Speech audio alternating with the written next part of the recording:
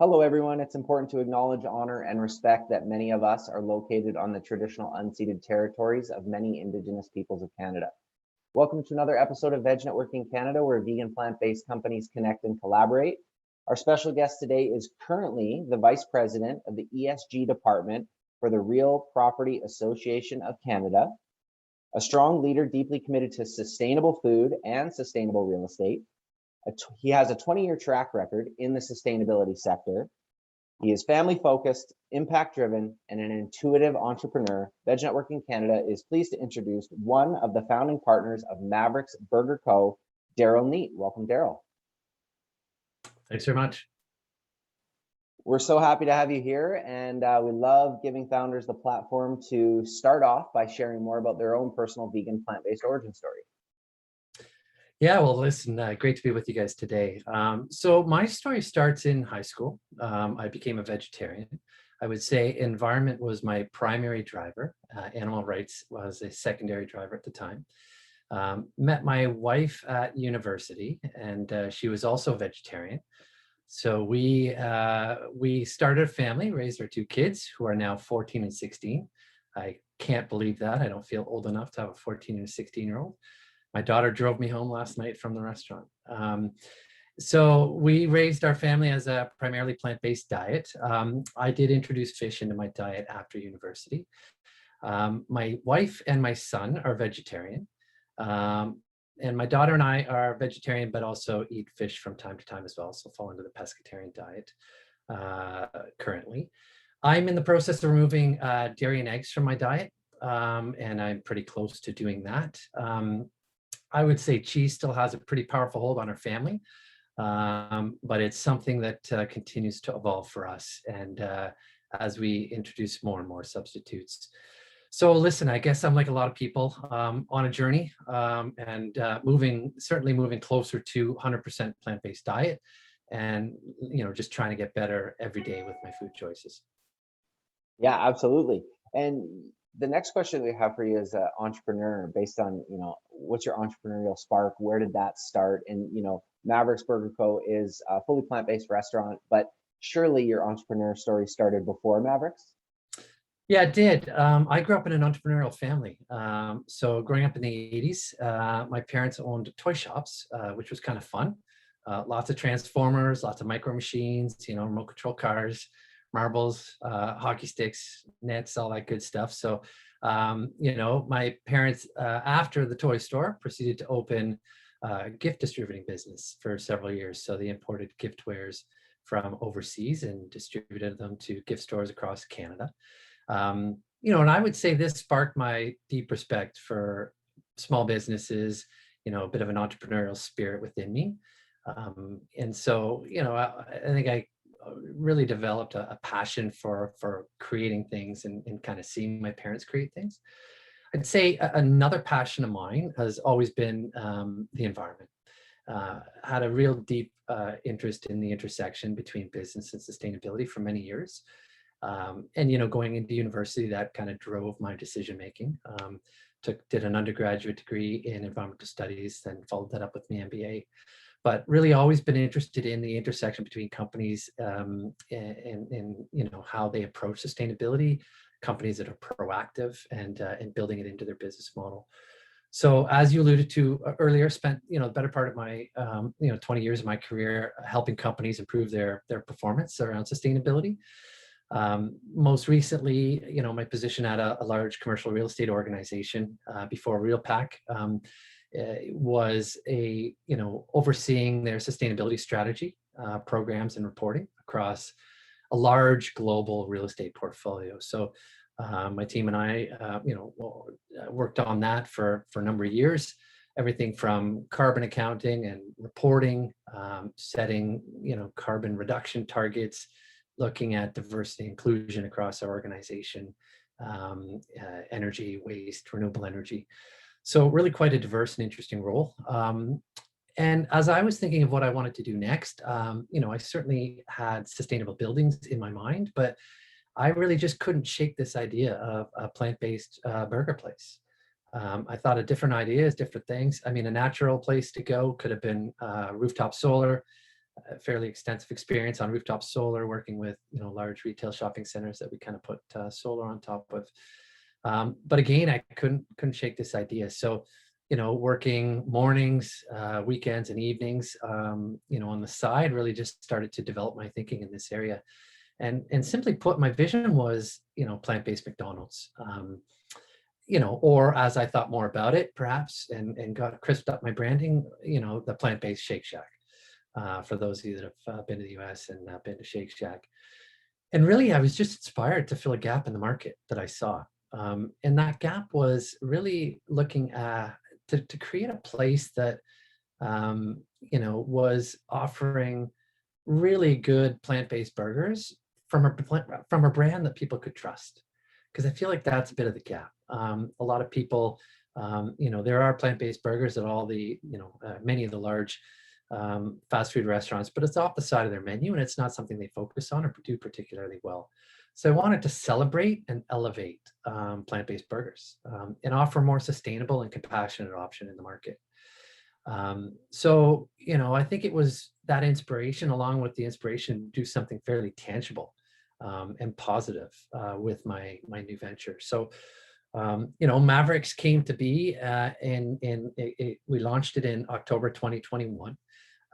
We're a purpose-driven company. I say we're on a mission to prove that tasty, craveable food can be kind to our world and the animals we share it with.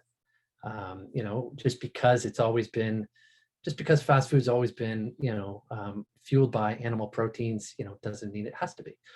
So, it's something that we spent a lot of time on. It's been a tremendous team effort bringing Mavericks to life. I worked with, had the privilege and the good fortune to work with a number of advisors and business partners, some with deep experience in the food space. And, have a great operational team in place running the store day to day. So I was actually thinking before I came on, I was thinking, and it was our 6-month anniversary a couple of days ago. So we are 6 months in. It's been an exciting ride. And, we're really just working hard every day to provide our customers with the tastiest plant-based food we can. Well, congratulations from all of us on Maverick's 6-month-old birthday. And when you say you can't shake the idea of a plant-based burger joint, we're all just thinking now about plant-based burgers and milkshakes. So in that space that you're in, what are some trends that you're noticing in your industry? I'd speak to 3. So the first one, I'll draw upon my past experience. I think companies everywhere across all industries are being held to a higher bar when it comes to environmental and social performance. So measuring their carbon footprint, setting targets, making plans to achieve them, figuring out their role in social equity. I think these are important issues, some of the most important issues we're facing in society today. And I think companies are being held to a higher bar. So, if I draw on my experience in the sustainable building space, all of the largest real estate companies in the country are trying to figure out how to reduce their carbon footprint. They're measuring it. They're putting strategies in place. They're hiring teams. They are looking at new technologies. They're looking at building zero carbon buildings. They're looking at getting their portfolios to zero carbon by 2030, 2040, 2050. A lot of activity. This is all driven by their customers and their investors and competitive forces in the market. So I think, that's kind of a little bit of where I came from. But if I take a look at fast food, I think fast food's not immune from it. Like I said, I think it applies across industries. I think they're subject to the same pressures.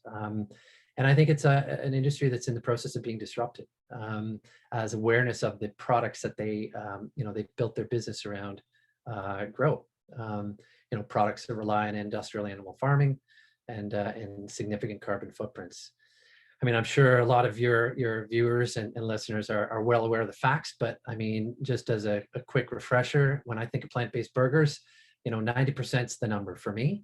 90% less water and land, 90% less emissions than a typical protein burger, a burger made from animal protein. So, I think this presents real challenges to brands, and as I said, is kind of disrupting a little bit of that space. So it's an opportunity I see. It's a broader trend. So I'd say that's the first trend.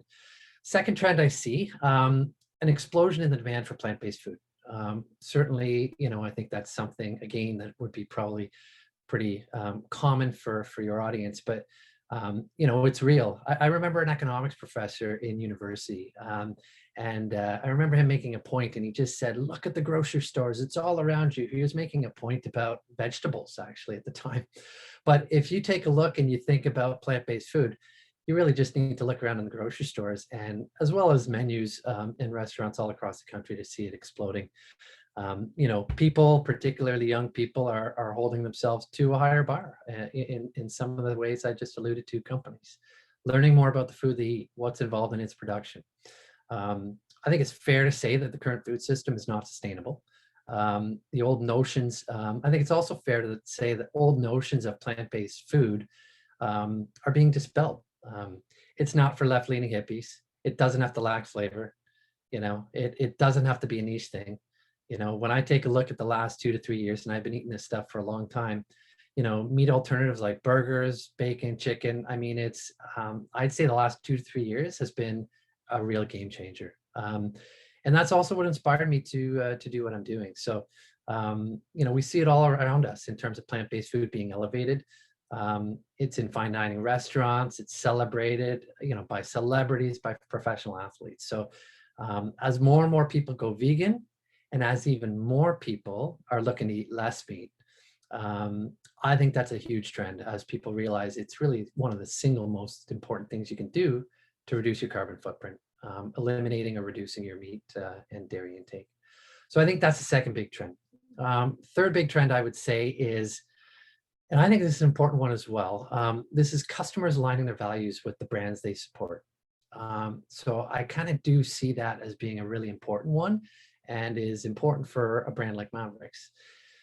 I see, and I know personally, I want to do business with brands aligned with my values. I think more and more young people in particular think this way.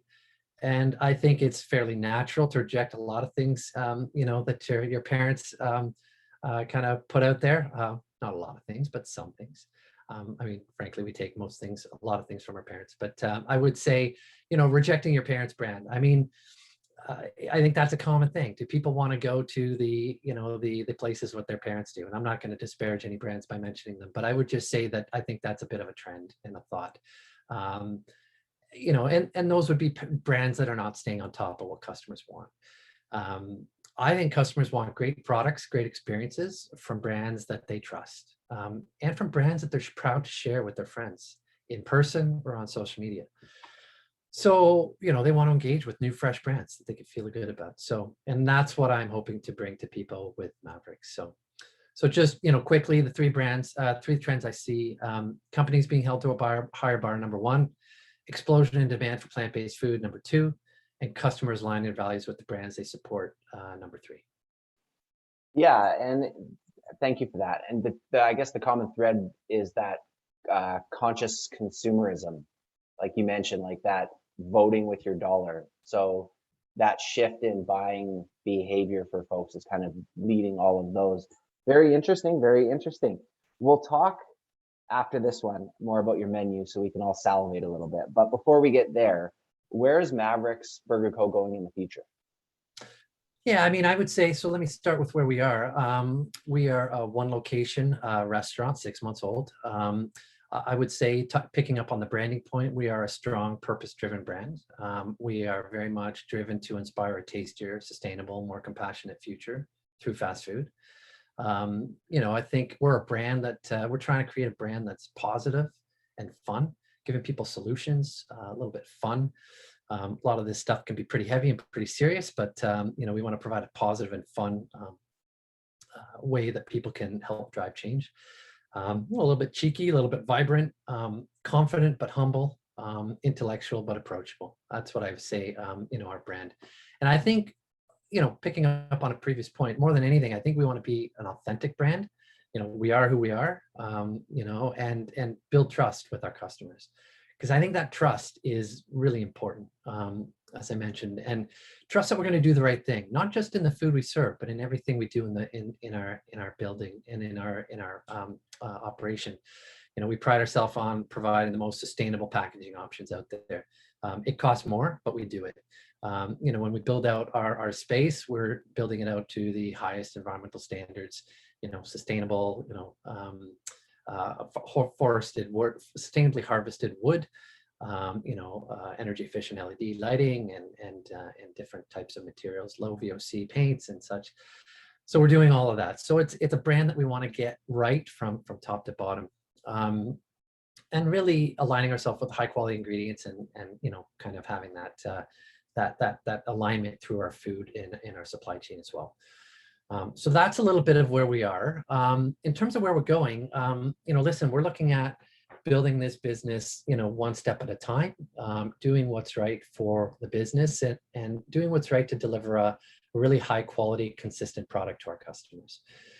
There's lots of different directions to go. There's lots of different things to think about as we grow. But I'm a big believer in doing things the right way, surrounding yourself with the right people, making good decisions as we grow, keeping our customer top of mind in everything we do. We're nowhere and without our customers. So we're trying to provide exceptional experiences and great food to our customers. And I think as I've learned 6 months in, new to the industry, it's harder to do than it looks. So just a ton of respect for people that do it day to day, as well as Odd Burger. I know who you had on before. A ton of respect for them and what they've done, being a pioneer in the space. So we're just thinking, do we have big ambitions and ideas? Absolutely. Are we going to take it stepwise and think through our issues, through our growth, corporate owned versus franchised, slow and steady versus fast, one region versus multiple regions? Absolutely. So lots of decisions. It'll be the quality of the people that we pull together and the team that we build. If there's anything I've learned in my career, you go as far as the people you have around you. So I think that's something we're always open to doing, and bringing in partners and great people part of our journey. So keeping an open mind and making good decisions with great team around us. So that's a little bit about where we are and our thoughts about the future. Perfect. Yeah, it sounds like continuing to just build out the current team and currently satisfy the need that you see with the one location right now, and just do things well. And like you said, there's that African proverb. What is it?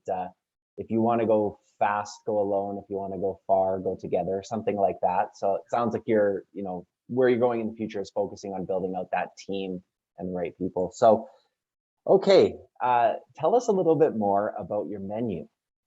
All right, I love this. This is I do it every day with our customers, and I just get really excited every time I talk about it. So I'll tell you firstly, the menu is something that we came together, and some of my partners. One of my partners is a former head chef at Jack Astor's. Another partner, a senior VP at Tim Hortons. Some of the people that I've surrounded myself with as advisors and partners. But I would say I came to the table with a ton of ideas, and my chef partner said, "Hang on a second, let's trim this back and let's get something that we can actually execute consistently." So kudos to him; he was right. So we got ourselves pretty focused and got it down to 5 burgers. So I'll tell you about each one just quickly. The first one is our Mav Burger. It's our signature burger. So it's a pretty straightforward cheeseburger with a wonderful sauce. I would say it's a mustard forward sauce with pickle and onion. It's a delicious, a little bit of mayo in there, delicious sauce, a little bit of tangy, a little bit of sweet. So that's our Mav Burger. We do go, when we are creating the menu, I wanted to have bold international flavors as well. Kind of lamented the blandness of burgers in traditional fast food outlets. So the next burger was our Dragon Burger. So Asian inspired burger with a lovely kind of Asian, call it barbecue sauce, a really nice slaw on there, a little bit of hoisin, a little bit of sesame, a little bit of sriracha, green onion in there, a little bit of sesame seed. So that's a really popular burger for us, really healthy, really fresh. The next one that I had, Indian food is my favorite cuisine, I would say, particularly particularly interesting and helpful as vegetarian. So Bollywood Burger would be the third burger I'll talk about. So that is curry spice mayo, really nice red onion, fresh lettuce on there, a little bit of mayo, and that's our signature burger patty as well. Then we go a little bit more indulgent. So burger number 4 would be our 6th burger. So, we started in Toronto, so we gave a little shout out to that burger. That is a couple of onion rings, a lovely, sweet and steaky barbecue sauce on there, a little bit of mayo, cheeseburger as well. So quite indulgent, has quickly become a popular favorite, and actually is the burger I eat the most in the restaurant when I'm there. And then I would say our most popular burger, last but not least, is our bacon cheeseburger. So we use the best bacon out there on the market, which to me, and which for your insider viewers and vegans may be familiar. It's King's Vegetarian out of Toronto. That's the bacon that we use. And again, it's a cheeseburger there. We got a sweet hottie pickles we put on there. We got mustard and ketchup and some sweet Vidalia onions on there as well. So those are the 5 burgers. Took a long time getting there. Last thing I'll put out there is we do have 2 patties. Our main core signature patty is powered by Impossible Burger. So we press it fresh in-house every day, season it specially ourselves. We also have a 3 mushroom patty. So those are the burgers. I will tell you, we launched chicken not too long ago, and these are powered by Beyond Meat. These are chicken tenders. So we sell them in 3, 6, and 10 packs with Nashville, buffalo, sweet chili or barbecue sauce. The menu item I actually eat the most, more than that 6 burger, is my Nashville Heat chicken sliders. So we got a couple of those chicken tenders. We put them on a little slider bun, put our slaw on top, and then we put a couple of pickles on there, and that Nashville Heat sauce. It's delightful. Can't get enough of that. I'll just run through the other quickly. We do have waffle fries. If you had asked me when I started if I would have gone waffle fries, I didn't even know what they were. My chef put 4 on the table. We had a tasting session, and it was pretty unanimous, multiple tasting sessions. So we season those up a little bit. There's just a lovely, lovely taste to them, a real nice dynamic to them, which allows us to get a little creative with our loaded fries. So we have dragon fries. We have crazy Canuck fries, which is a little bit of barbecue sauce and bacon and green onion. Dragon sauce is a dragon sauce with a little bit of green onion and the sesame seeds. Where do I go next? Then I go to the high school fries with a little bit of gravy. And then we get into, last but not least, and actually my favorite is the Pickle Dilly. So a little bit of garlic mayo, sweet hottie pickles on there. And that would be the last one. We round it out with sweet treats, chocolate chip cookie, and a cinnamon bun. And our drinks, we have bubbly as our core. We got water and root beer and cream soda for a little bit of indulgent. And we have some beer and coolers that we're just getting over the goal line with our liquor license. So last point on the menu is we like to pair our burgers and have a little bit of a fun pairing. So we'll go steam whistle with the 6, we'll go Sing Tao with the dragon, and we'll go Kingfisher with the Bollywood. So I love talking about our menu. I could talk all day, but I'll leave it at that. 1 burger and one of each burger and one of each fries, chef, please. That yes, we'll ship them on a plane to Vancouver. Oh, sounds absolutely delicious.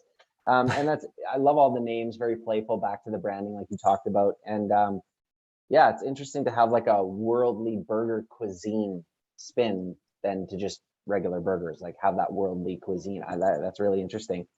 So, okay, like I said, totally drool worthy there. Switching gears back to business, entrepreneurship, and resources. Next question for you, Daryl, is books, podcasts, and apps.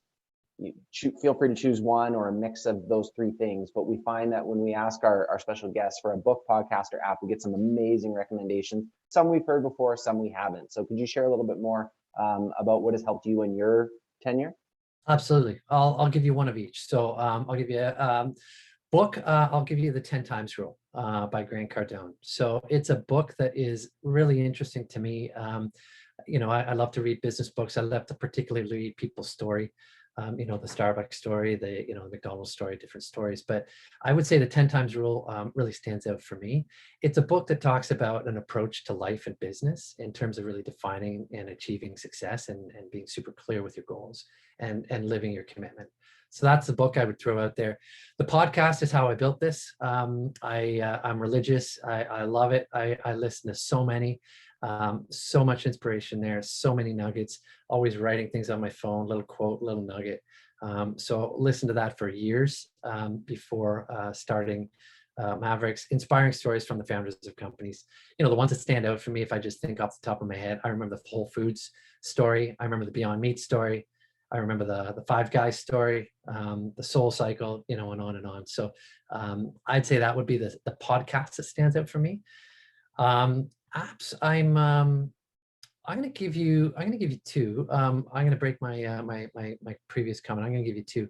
I'll start with Headspace. Headspace is an app for me that I just use fairly regularly, and that's just the practice, the discipline of helping you stay mindful, stay in the moment. A little bit taking care of your mental health. So very popular app. My wife has told me there are other ones out there that are free and cheaper and easier, and I'm committed. I love it, and I use it, and it's worth whatever I pay for it. So that's the app. The other one I'm going to throw out there, and this is more of one that I would say I admire, and is particularly important to my business. I'm going to talk about Uber Skip and Skip the Dishes and Ritual. I think so many people are on those, and people love to hate them in my position and in this industry as restaurateurs because of their fees. But I just got to say what they do is pretty impressive. I mean, they connect people to the food they love and make it really, really easy. And so I don't think they're to be hated. I think they're to be worked with and figured out and leveraged, because what they do, the platform they have is super impressive. So that's an app that I would say, is particularly important to me. And I've learned a lot more than I ever have before in the last 6 months. But there's my book, there's my podcast, and broke my rule. There's two apps. Perfect. Thank you so much for those recommendations. And the last one that you gave us is a nice segue into the next question, because it is centered around inspiration. So question for you is, whether it's a local brand or global corporate, whatever, across the board, doesn't matter where they are in the world, how big or small they are, what are some companies that the team at Mavericks looks to for inspiration? So I've been a long time consumer and fan of Beyond Meat and Impossible. I think they've done some pretty important work at changing perspectives and views on plant-based proteins. So, and I think they have some pretty interesting and creative marketing that I admire. So I do follow, and I'd say Beyond Meat and Impossible. Patagonia is a brand that stands out for me in terms of environmental leadership. And as I think about brands to, inspire, real values-based approach and really strong loyalty among your following, I think Patagonia is a great example. I've long admired them, long been a supporter and a customer. Cascades is a bit of a curveball, but I came across them in my day job in the real estate space in terms of having the most sustainable paper and tissue products out there, both from paper that goes in your printer to tissue paper to paper towels. So and I've worked with them, I've looked at them, and they do some really impressive things. So I go out of my way to support them and admire them. Interface is a carpet flooring company. Talk about setting ambitious goals. Their former, their late founder, Ray Anderson, written a number of books. I've had the privilege of seeing him in person at conferences, but he talked about climbing Mount Zero before zero carbon was a thing. He was a pretty impressive guy. And then the last one I'll say is, I alluded to them earlier, but Shake Shack to me is pretty impressive as a brand, in terms of what they've created. I like how, the vibrancy, the fun, the dynamic, that aspects of their brand.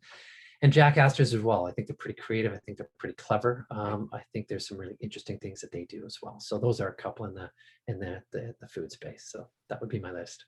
Perfect. Thank you so much. Big brands to look up to for sure, and some maybe smaller ones with some goals as big. All right, Daryl, our last question for you is always prefaced by saying there's no right or wrong answer. You can be as short or as long-winded as you want, but the question is, what is some advice that you would give entrepreneurs or business owners, maybe if they're looking at becoming an entrepreneur from being an intrapreneur at a company, or maybe they're 5 years into being an entrepreneur, or maybe they're looking to change gears and switch into something else. What is some advice that you would depart on the listeners? No, that's a great question. I'll try to keep it punchy. The first one for me is mindset. So I think our mindset shapes so much of our reality and what's possible for each of us. So, really setting your goals high, if you've been thinking about going for it and wanting to do your own thing or change course, do it, because life is short, and you can go as far as your mind will take you from the outset. So I think that's the key starting point. I think the second thing to me is actions. You got to back up that mindset with action. You got to make things happen. You got to get over that fear. You got to take that plunge. You got to have the confidence to take that action, and you have the commitment to keep taking it. Lots and lots of action again and again every day. So it's a grind, starting things from the ground up, as many of you will know, starting your businesses. But I think it's just that ongoing, relentless commitment to action and making things happen. The third one for me is persistence. It's hard to imagine how much persistence you need until you've tried to create and start your own business, and go through the ups and the downs. But it's a pretty short road to nowhere unless you have it. So I think persistence is, getting over those humps, getting through the bad days, keeping going, and kind of keeping on that path. Maybe number 4 for me is time. It's the greatest asset we all have. It's the greatest gift we all have. We have a certain finite amount on the planet. We have a certain finite amount to use every day. Know how much you have in a day, and have a clear plan for how you use it, I think would be, my kind of comment about time. And that goes across anything. That's obviously not just business. That's not just about being an entrepreneur. It's about your family. It's about prioritizing. It's about, knowing your rocks, knowing your pebbles, knowing your sand, and really just having the discipline to kind of commit to the aspects of your life you want to spend time on. And then last one for me is, I guess, is an important one. It's a challenging one for anyone in any business, but just having mastery over the numbers. I would say the numbers really matter. You need to have a mastery over the numbers of your business. You need to study them. You need to know them inside out. It's a journey. I'm still on my journey, 6 months in at Mavericks. And you got to make objective, good decisions based on the numbers. So, I would say that would be, those would be my ones. Number 1, mindset. Number 2, actions. Number 3, persistence. Number 4, time. And number 5, numbers. So just a couple of thoughts there. Totally. And you mentioned a couple thoughts, great thoughts, the rocks, pebbles, and sand. The sand is everything else, and how important those rocks are. And it sounds like, a lot of us, we've in our experience have heard about the law of attraction. But it sounds like you're somebody who, yes, of course, that's important from mindset, but it's really about those last 6 letters, action. You can think and have the greatest mindset, but if you're not putting one foot in front of the other with action, what's the point? So, wow, thank you so much for sharing some advice, sound advice for sure. With the whole conversation that we've had, Daryl, is there anything that came up or any announcements that you would like to leave the listeners with? The floor is yours before we tell people where they can find you online and on Instagram. Well, listen, for any of your viewers or listeners in Toronto, I'll just give you a couple. I'm going to go back to menu because it's fun, it's exciting, it's tasty. We were just in the kitchen last week together with my chef partner. We were looking at chicken parm sliders, so they're coming soon, and we're looking at Mexican loaded fries. So a little bit of guac, a little bit of vegan sour cream, a little bit of salsa. So we're launching in reverse order, actually. The Mexican loaded fries are coming on Cinco de Mayo next week. So May 5th, if you're in the Toronto area, you want to pop on down, come check it out. And the chicken parm sliders, which are delicious as well. Those will be coming early June. Sounds absolutely delicious. Start the jet for anyone who's not in Toronto. All right, folks. So thank you so much for being here and listening to another special guest spotlight. You can find out more about Mavericks and what Daryl and the team are up to. www.mavericksburgers.ca. Mavericks, just how it sounds, and burgers, plural, mavericksburgers.ca, and more on Instagram at Mavericks Burger Co. at Mavericks Burger Co. Thank you, everybody, for being here for another episode of Veg Networking Canada, and we'll catch you next time. Take care. Thank you.